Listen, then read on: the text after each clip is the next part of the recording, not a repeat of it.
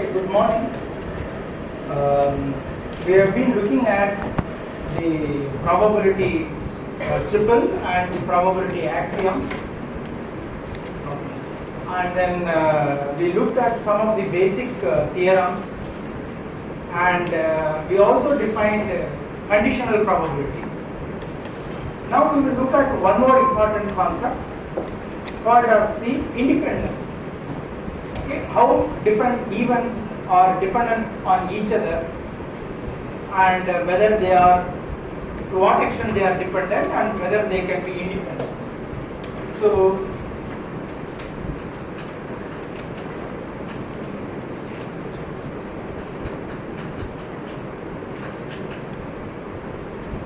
let's look at a sample space.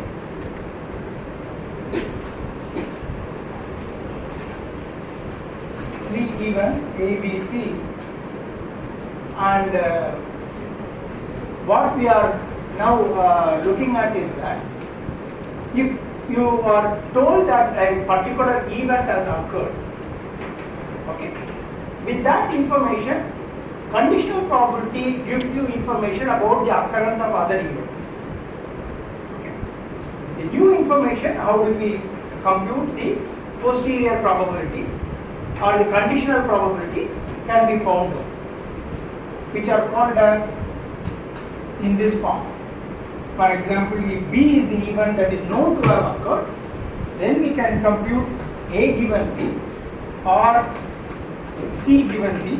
Of course, B given B is 1, and so on. We compute the other probabilities. So these are conditional probabilities.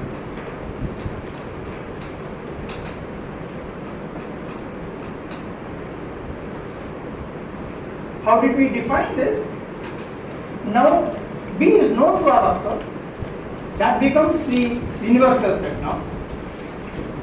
If you at all want to talk about the occurrence of different events which occur as a result of some of the sample points, one of the sample points in that event to have occurred, that sample point should belong to B because that is what is given.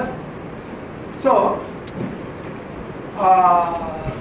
now you should only look at those sample points which are common to A and B. Only if those one among those sample points occur, then we can say that A has also occurred given that B has occurred. So which means that the property we are looking for is proportional to A intersection B. And for the sake of normalization, we divide it by B. So this is how we compute the conditional probability. Now we have to define independent, whether two events are independent. First, what is the common sense way of, what do you mean out of that? We are told that two events are independent of each other. Okay. So physically, if you are looking at the random experiment as a physical phenomenon, if the physical process, underlying physical process which gives rise to these events have no connection, okay, the process which gives rise to event A have no influence on the process giving rise to event B, then we may say that they are going to be independent, in the sense that this process which rise to this event is not going to affect the occurrence or non-occurrence of other events. Okay, so that is how we can physically define it. But when it comes to mathematics, we have to be a little careful in defining the independence. Here what we do is, we have abstracted the whole random experiment. Once we are told a probability triple consisting of a sample space, then an event space forming a sigma algebra on a probability measure of it, there can be different physical process that may correspond to the same probability triple. Clear? It may be an thermodynamic system which may also have events like A, B and C of this, only 3 events of this kind. Of course it has to form a sigma algebra, that is different. Okay, this is an event of interest to you can construct a sigma algebra out of it and as a probability measure. You can also have some game which may also have the same thing. So the physical, the real meaning of the physical process are all abstracted out and we have got a mathematical entity. So when we come to defining independence of an event, we should define it mathematically. Okay, and not use our common sense reasoning to tell whether they are independent or not. So how do we do it mathematically? When we say that event B has occurred, okay, and you want to check whether A and B are independent, then occurrence of event B should not give me any additional information on the occurrence of B. If it gives, then A is dependent upon B, because occurrence of B tells me something about A. The recomputed probability, the condition probability differs, which means that A and B are dependent. If occurrence of B gives me no new information about the occurrence of A, then we say A is independent of B. So that is a right way. It's a logical way of defining the independence mathematically. So what it means is P of A given B should be equal to P of A. So this is what we are going to take as the working definition of independence of event A with respect to event B. We say that event A is independent with respect to B. Okay.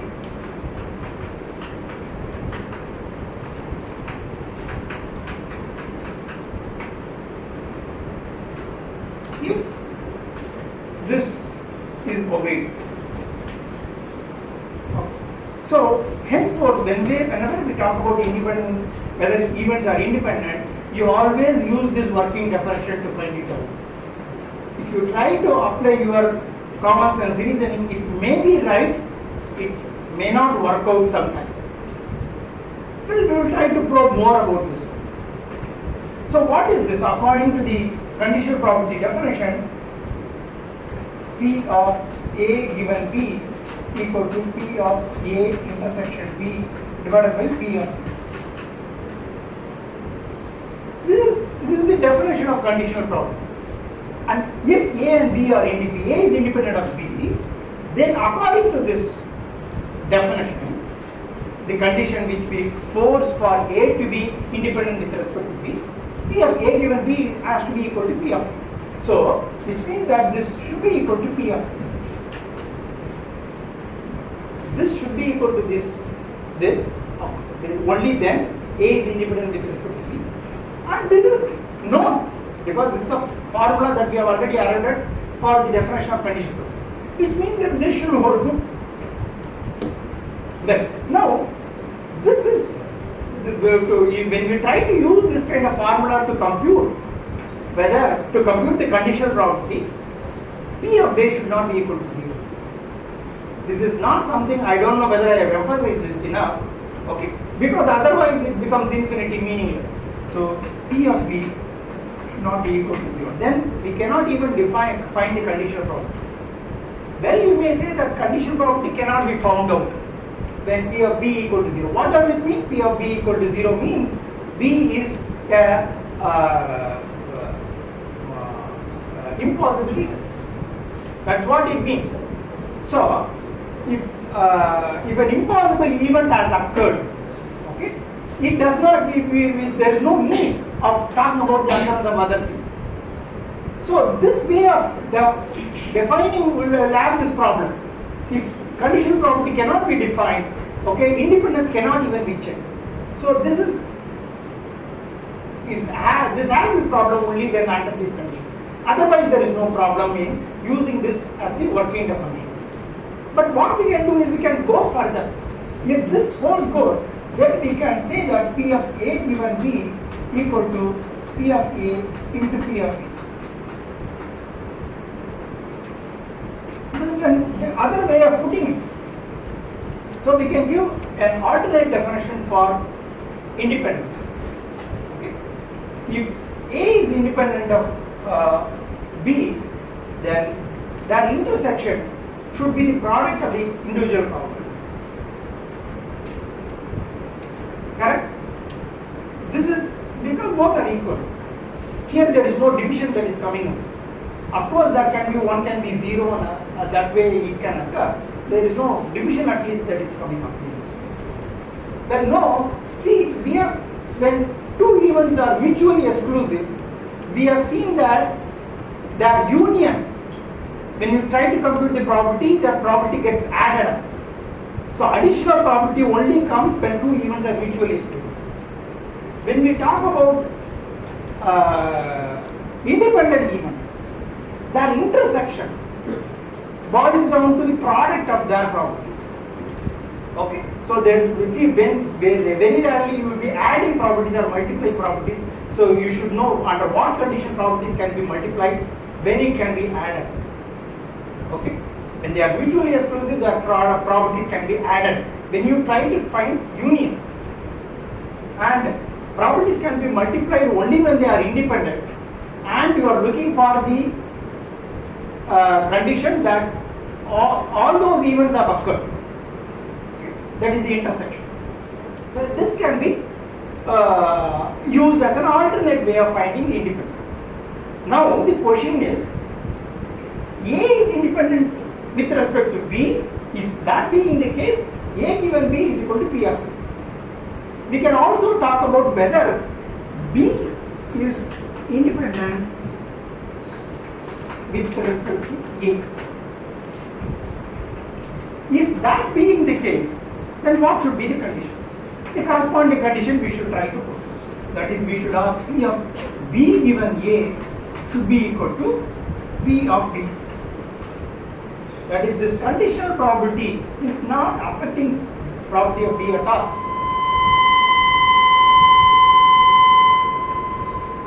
It's not giving any new information. That is what this tells. So again, here what is the working definition for this?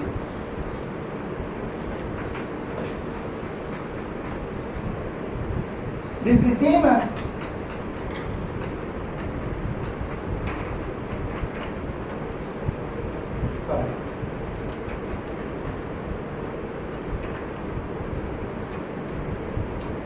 so that should be equal to P of B, and again we see that P of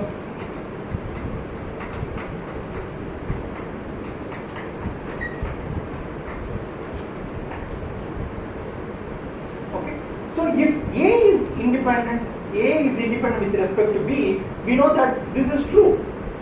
If you use that, the fact that they are true, which means that we can tell that B is also independent of B.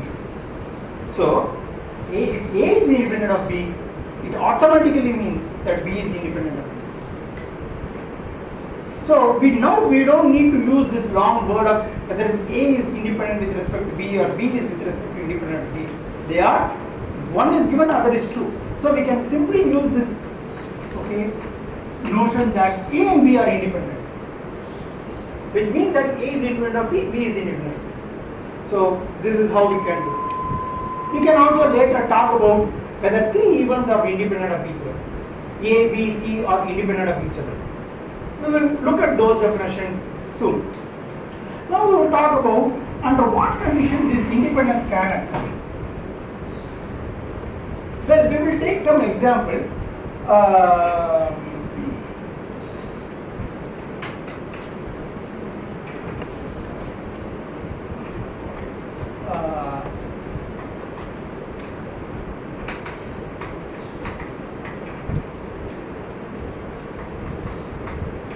So you have a deck from which you are drawing a card.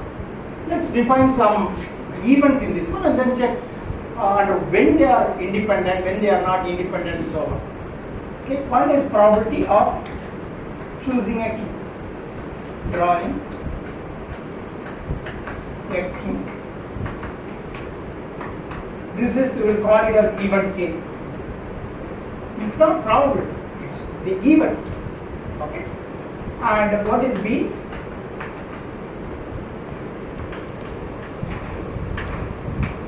Of a spade, not spade, and heart or diamond.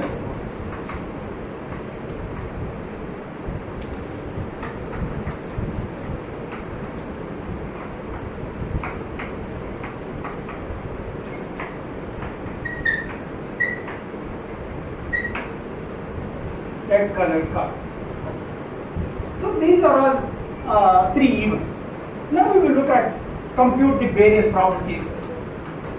Okay, P of A is what? Drawing of a king. That is 1 over 52. Correct? Sorry, 4 by 52.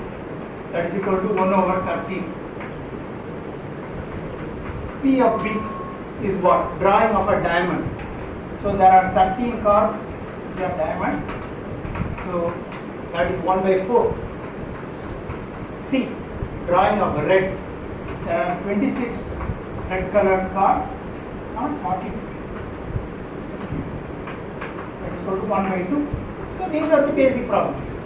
Now we will talk about whether A and B are independent, A and C, B and C, and all those things. Okay. For that, what you can do? A given B and all you can compute.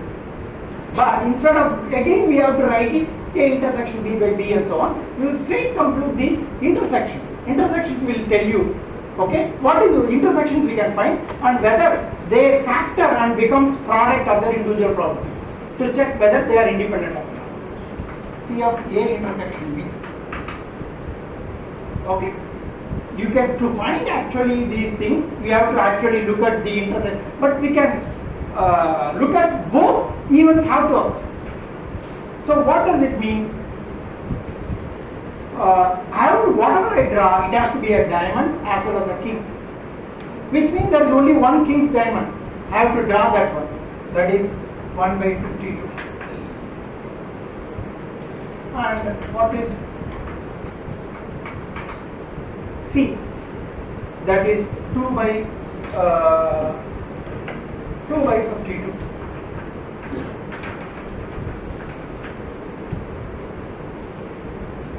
And B given C. B intersection C. Okay. So what I have to draw has to be a red colored one as well as it has to be a diamond, which means it has to be a diamond. If it is a diamond, it will be red colored one. And for that it is 1 by 4. Okay. Now, what is P of A into P of B? 1 over 13 into 1 by 4. Let's go to 1 by 52. And that is equal to P of A intersection. Sir, sir, if we are drawing a red colored card, then there will be two options, right? Huh? If we are drawing a red colored card, then it can either be diamond or heart. Answer should be 1 by 2, right? What am intersection? I have to, in my draw, it has to be red, it has to be diamond. Okay, both have to be satisfied. Though to if I say, if I have to satisfy this, if I satisfy this is automatic. Yes. But not the other way.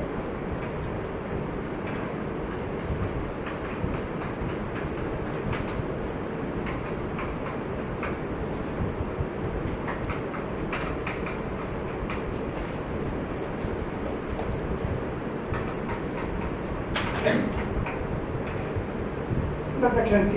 Okay, which means that they A and B are independent. A and C are independent. It's known. What do you know about this? Sorry, I want to find the product first and then check whether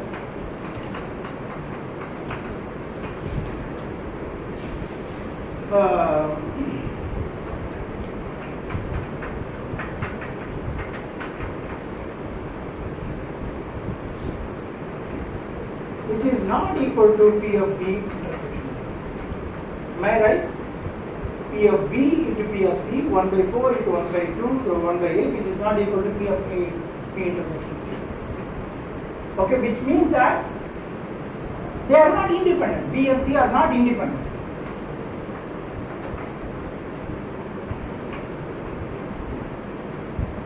Why? Because if I am told that it is a red colored card, see, I am first asking what is the property, it is a diamond. You know it is 1 by 4. If I have given an additional information that the color of the card is red, then what happens? The diamond becomes more probable. Okay? because all black colors are ruled out. So then what happens? It becomes 1 by 2. So this gives me information about this. On the other hand, if I am told that what is drawn is a diamond, and then if you are asked to what is the property it is a red, you will say it is shoe. Okay? This gives information about this. So they are not independent. This gives some information about this, so they are not independent. Whereas in this case, it doesn't give any information, because the proportion of the card, this is the most important, the proportion of kings in the whole deck is the same as the proportion of the king if you look at the subset of diamonds or the subset of red colored cards. Because proportion is what is important to find the probabilities. So probabilities are not affected. That is why this happens. Okay. Then in the same way, you can also look at another example. Let's say you six-sided dice. Okay. A, let us say it is occurrence of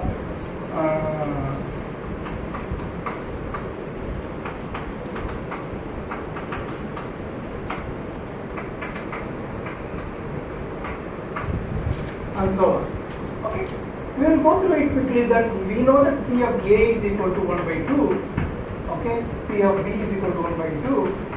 P of C is equal to 1 by 2. And what is P of A given B?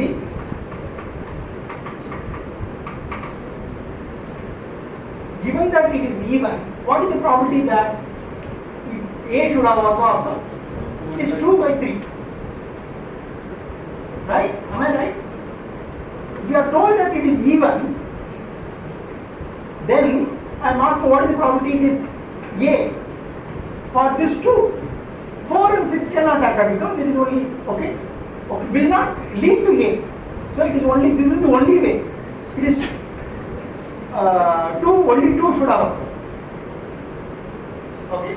So it is 1 by 6. Right? Okay. 1 by 3. Okay. So, and what is the probability that it is A given that it is C, it is 0? Okay. Like that you can compute on B given C is 0 and so on. So you can compute different kinds of probabilities and then check for it. So what we really here it is what we mean by that is, let's take the case of instead of only discrete random variables, let us take you have an area of 1 by 1 cross 1 meter by 1 meter and so on. You throw a dot and it can fall in any place of this. Okay. Then you look at the x and y coordinate of it. And then you ask various probability. What is the probability that x and y will lie on this one? Whether lower or upper of this one, or right or left, or in one quadrant, and so on. So what we will do is, we are looking at the x and y coordinate. We will define two things, even A and A complement. A means the x component is less than or equal to 0.5. This is 0 to 1 in whatever scale it is. So A means it is occurrence of the x coordinate lying between 0 and 0.5.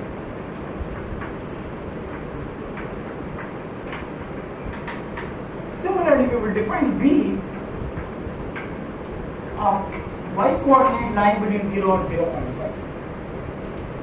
So this is B complement.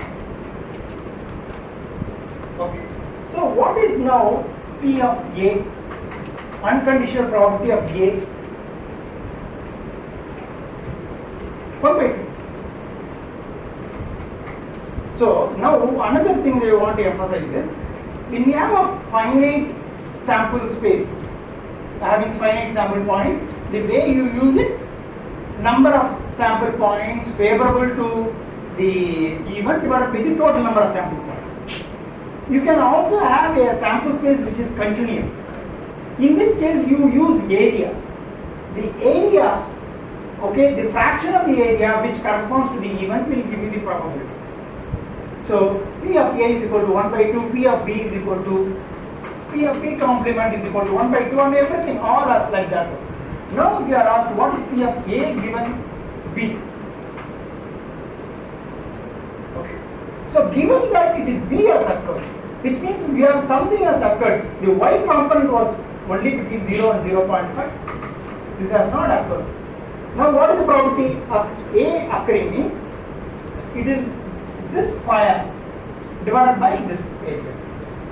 It is equal to 1 by 4 divided by 1 by 2, that is equal to 1 by 2. So why A and B are now independent? See, of course you know from physical experience if you throw a dot, X and Y can be totally independent, that is a physical thing.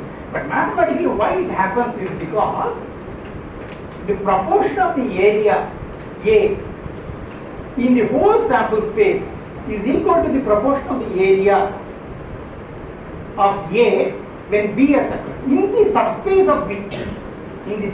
of B, A occupies some area which is A intersection B. That A intersection B divided by B, here they are proportional to area, properties are proportional to area. So A intersection B divided by B is same as A. That is why it is happening like that. Okay, so it is the proportion that is very important. If the proportion is maintained, properties will not be altered, then they become independent. Let's look at, to give more example, let us take another case. Then independence can be cooked up. Okay, you may not even use any physical understanding of this one. It comes just because of this mathematical definition. You have an event A, let us say, and another event B. Okay, A, let us say, there are totally 50 sample points in the whole sample space. Okay, and let us say A has 5 sample points in it. Okay, so there are totally 5 sample points in A. So what means that probability of A is equal to 5 by 50, that is equal to 1 by 10. Okay, now what happens is P of A given B, okay, should be such that let us say B has got, okay, 20 sample points. B has 20 sample points. So P of B is equal to 20 sample points. So the P of B is not, I am not looking at 20 by 50. Now if suppose, let me cook up some number, like let us say there are 3 in this one, 2 in this one, and then 20 means there are 18 in this one. Okay, yeah, and which means the rest, what is it, 27 or outside. So what is P of A? 5 divided by 50, 1 by 10. And what is P of A given B? P of A intersection B divided by P of B. That is equal to 2 divided by 20, that is also 1 by 10. So P of A given B is equal to P of B. This is 5 by 5 in 50, this is 2 in 20. So if such that, see, look at, this is 5 in 50, this is 2 in 20. The proportion is the same. If that proportion is the same, then occurrence of B is not going to change the property of occurrence of B. Then A is independent of B. So this is what you have to check. Mathematically, this is what it means to you have to check. Okay? You don't try to apply other reasoning for checking the independence. Okay. Now, when you look at all these things, what can you tell about this one? Probability of C given A.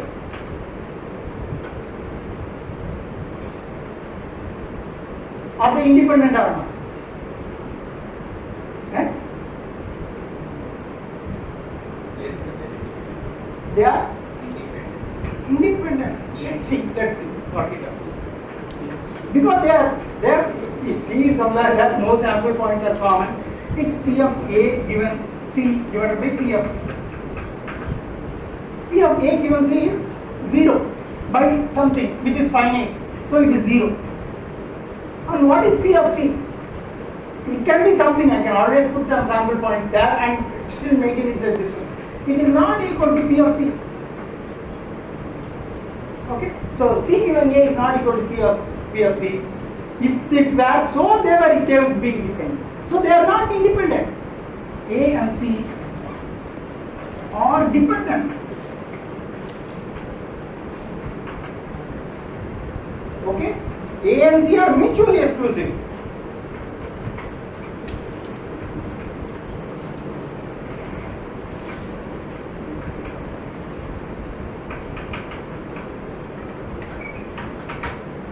Okay? Well, if you are not wanting to use the mathematical definition, even the logic, okay?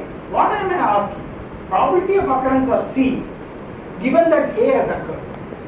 They are mutually exclusive. If I say A has occurred, C cannot occur. That gives me information. Immediately I give me information. It changes the probability of C. Therefore, they have to be dependent. So the word dependent has to be very clearly understood. Okay? Sir, I thought you were talking about the cards. Oh, sorry. Okay, fine. Sorry, fine. So this is one. Let's go further. Is the same way, if there is an event A, is A complement independent of A?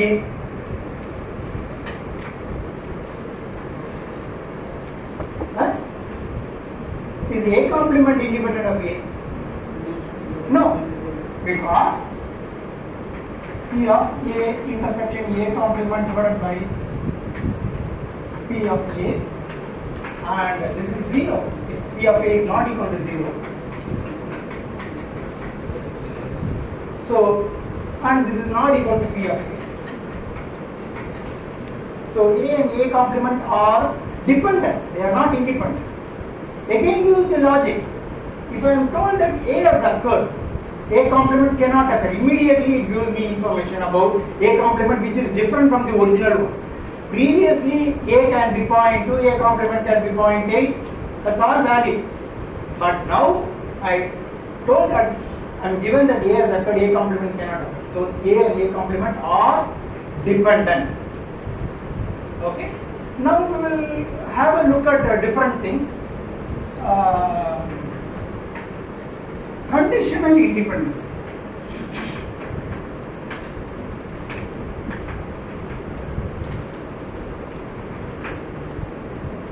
Well, we have been told that you can always define conditional properties. You can be told that some event has occurred, and given that information, you can now check for other conditions whether two events are independent given that this condition. Without having condition, you can check for independence and all these things. With a new condition, will the nature of dependence will it change? For example, what I am asking is there are three events A, B, C. You may initially find that A and B are independent. Now I am told that C has occurred. Given that C has occurred, is still A and B independent? Or their dependency has it changed? So that is what we are going to inquire, and those are called as the conditional independence. So for that, what you have to do is, you have to look for A, so let us say, without any applying condition.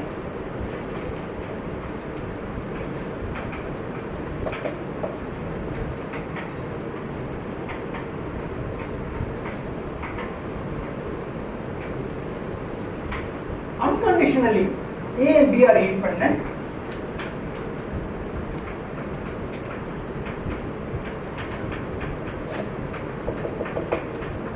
To P of B. Now, let's say C has occurred.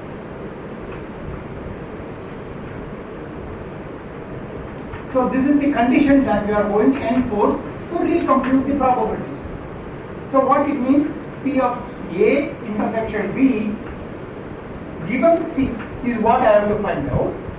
So we have already talked that you can work with probabilities with this added condition, and they will all have to obey the basic property axioms, which means that a similar condition should also hold good for this. And what should be the corresponding condition for A and B to be independent given C? This should factorize to P of A given C into P of B given C. This is what I would expect. Because look at, unconditionally this is true. So if I put a condition and that condition is put in every term on the left hand side, right hand side, and that is should be the working definition. So P of A given C into P of B given C. Now let's look at this one. P of A intersection B given C is what we are going to look at. So by definition what it is, this is a conditional property P of A intersection B intersection C divided by P of C. This is just the definition of conditional properties. So now we will try to rewrite this one. How we can write it? We can write it as P of, let's take this to be some new event. We call this as new event Z whatever it is. Then what I am having is A intersection Z. I can write it as A given Z into Z. Okay, that is P of A given B intersection C into P of B intersection C.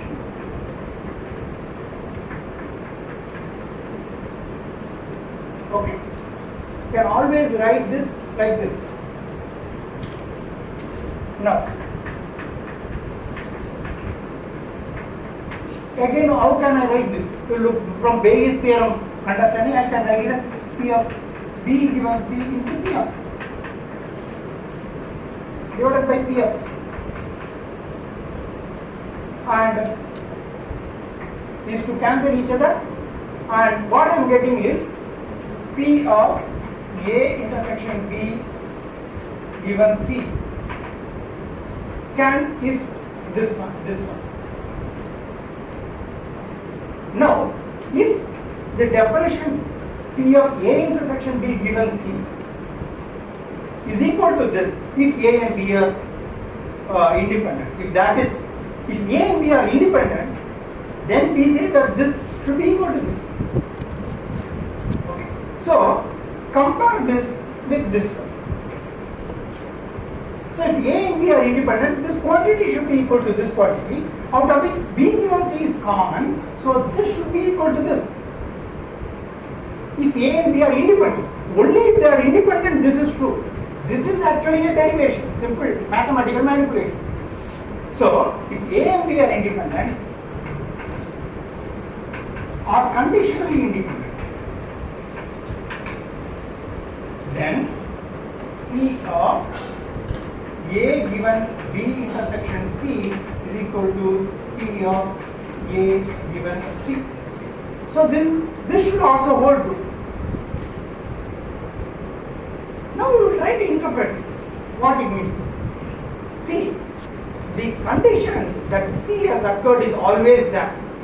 It's given and it is, you have to live with that. You have to henceforth anything that you are going to discuss, you have to live with that condition given. Now, in addition you are putting a condition that B has also occurred along with C. That is both B and C has occurred. Now we are asking, will the probability of A change? If it does not change, then it should be equal to, this condition will not affect the probabilities of A. It will be the same probability A given C. See, A given C is the probability given that C has occurred. Henceforth we have to live with the slash C only.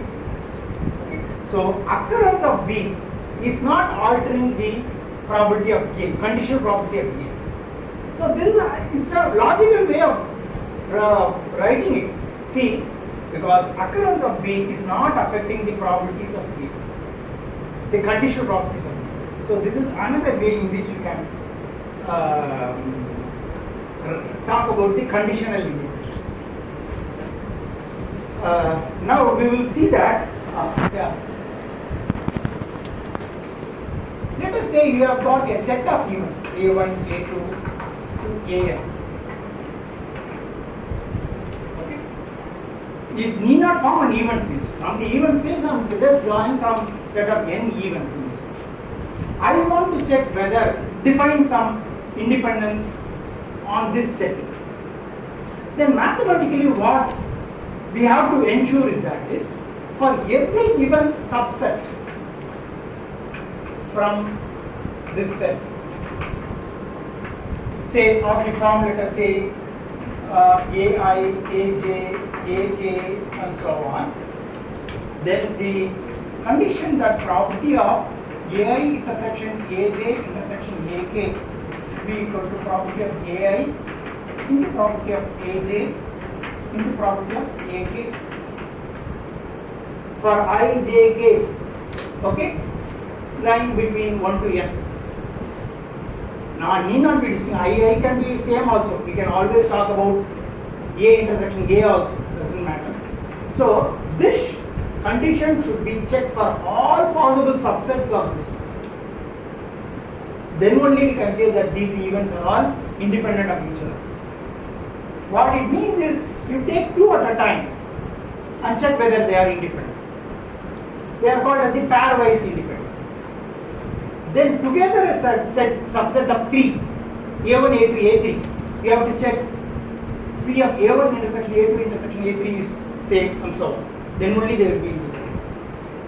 We will see example of why pairwise independence does not necessarily mean combined independence, and independence of a subset does not mean the pairwise independence of its elements. Okay. We will take example 1.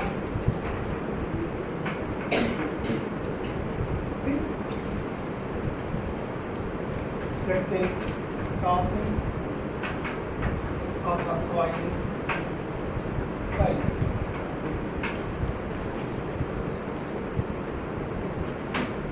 I will say event is first to toss results in a head.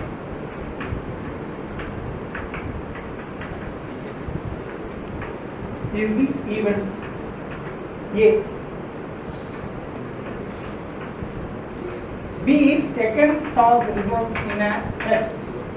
C is both tosses result or different results in different outcomes.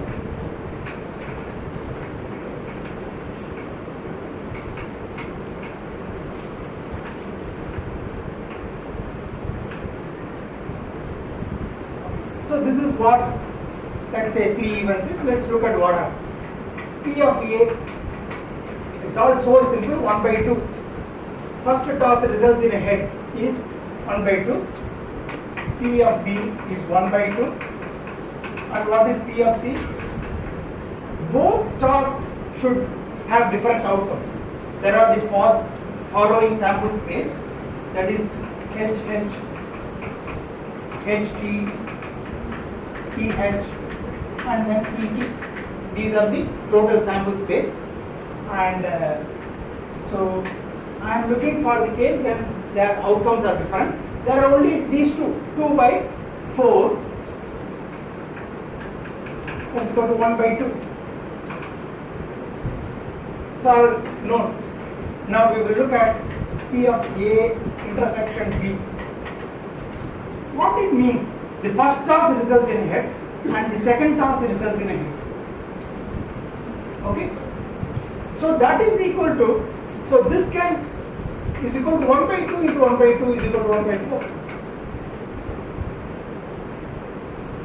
Because see, first or the other way results in a head.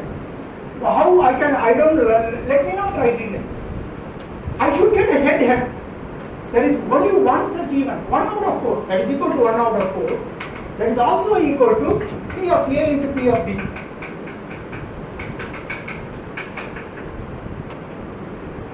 So A and B are independent. B and C, they are of course independent. See, because look at symmetry, look at this is the first task, this is the second task, and we are putting a condition of both tasks. So if these two, they are very similar. Okay, so first task, only thing is the difference in whether it is first task or second task. So if whatever that holds good between, so A and C will also hold good between B and C. Okay, let's not look at this one. A, B and C. What is B and C? A toss results in a head. Okay, and both tosses are different. So the second one has to be head, and they have to be different. So it has to be only this one. Let's be 1/4. And what is P of B into P of C?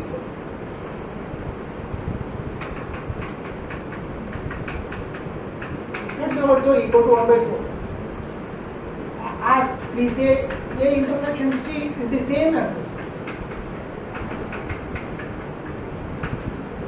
Okay? But now they are all pairwise independent.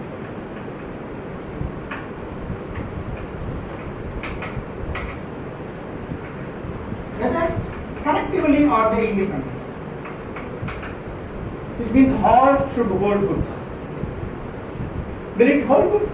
Can you find a case that A is a head, first toss is a head, second toss is a head, and both toss results in a different outcomes? That cannot occur. So it is equal to 0, and that is not equal to P of A into P of B into P of C. So this is not correct, but they are pairwise independent. Let's look at another example. How much time we have?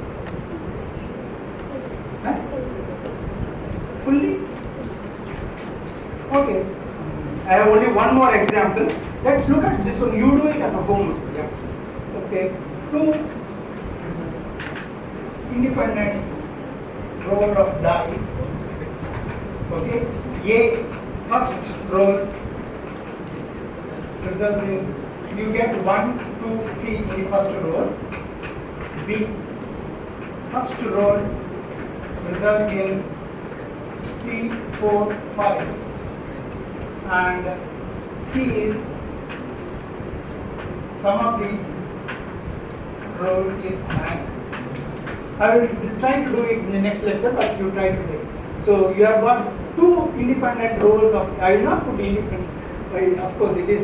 We will see that. Okay. Two rolling of a die, die 6 faces die. First one is 1, 2, 3 is an even. 3, 4, 5 is another even. Sum of the roll is 9. Okay. You will see. I think that pairwise they are not independent, but collectively they are independent. Okay. So one does not imply the other. Please check them. So we will stop at this point. Thank you.